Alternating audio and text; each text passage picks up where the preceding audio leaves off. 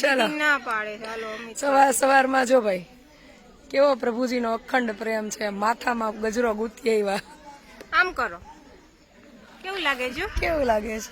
સરસ ફૂલ ખીલું છે જો. આ ફૂલ ખીલે ત્યારે મારે તો આ ફૂલ ખીલે ને તો મને ગમે. કેવું સરસ લાગે દીદી. કાઢતા નહીં સાંજે. આ નો કાઢો. લાડો ને નથી દેવાનું. લાડોને તો દેવું પડે માગે તો. ના તો પ્રેમ નહીં રહે આપણા બેનો. તમે કીધું બીજા કોઈ નામ નહીં લેવાનું, તો હું લઉં છું. હા ના જ લેવાય ને. તો તમારે લાડો નું નામ નહીં લેવાનું. લાડોનું તો લેવું પડે. કા તમે બધા એક હરખા છો, બે પહેરેલા. કેવા મસ્તી ને લાગે માં દીદી. હા હાલો આજે ફ્રૂટ છે નાસ્તામાં. આજે તો પી લીધો અમે. તોય સફરજન, કેળા, ખારેક અને ડ્રેગન ફ્રૂટ. દીદી નહીં કાઢતા હો સાંજે. નો કાઢો હાલો.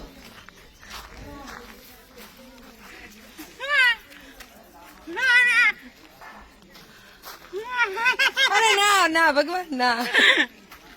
મજામાં ને? અક્કલ ના લે ને?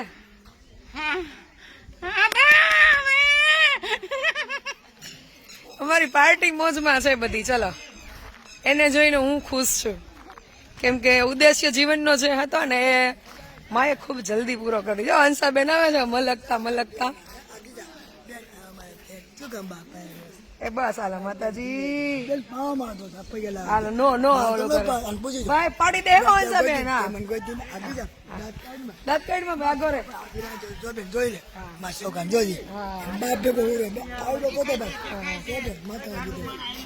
ચલો બધા પ્રભુજી લીલા લેરમાં છે. લીલા લેરમાં. અરે વાહ, મારી દીકરી સુખી થાય, લખપતિ બની જાય. હું નથી બોલતી ગાંડા માણા નંદાવું.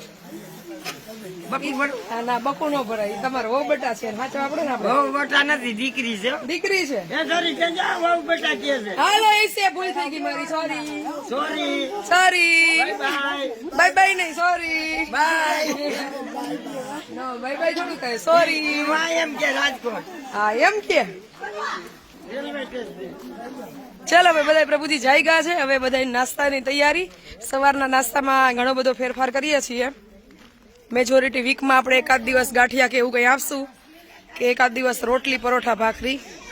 બાકી ફણગાવેલા કઠોળ છે, બાફેલા કઠોળ છે, સાથે સાથે ગ્રીન સલાડ, એના જ્યુસ અને શાકભાજી. સવારના નાસ્તામાં પછી ડ્રાયફ્રૂટવાળું દૂધ.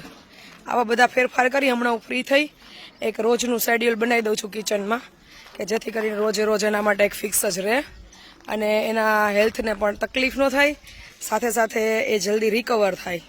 એટલે સવારના નાસ્તામાં તીખા તળેલા મસાલાવાળા કોઈ પણ પ્રકારના નાસ્તા આપવાની સખત મનાઈ છે. જેને કોઈને પણ સવારનો નાસ્તો હોય કે કંઈ પણ જમણવાર હોય તો આશ્રમના નિયમો અને આશ્રમનું જે તમને મેનુ આપવામાં આવે એમાં થોડોક સાથ સહકાર આપજો, જેથી કરીને આપણો બધાનો ઉદ્દેશ્ય એક છે કે આ લોકો સારું જીવન જીવે અને જલ્દી સ્વસ્થ થઈ જાય.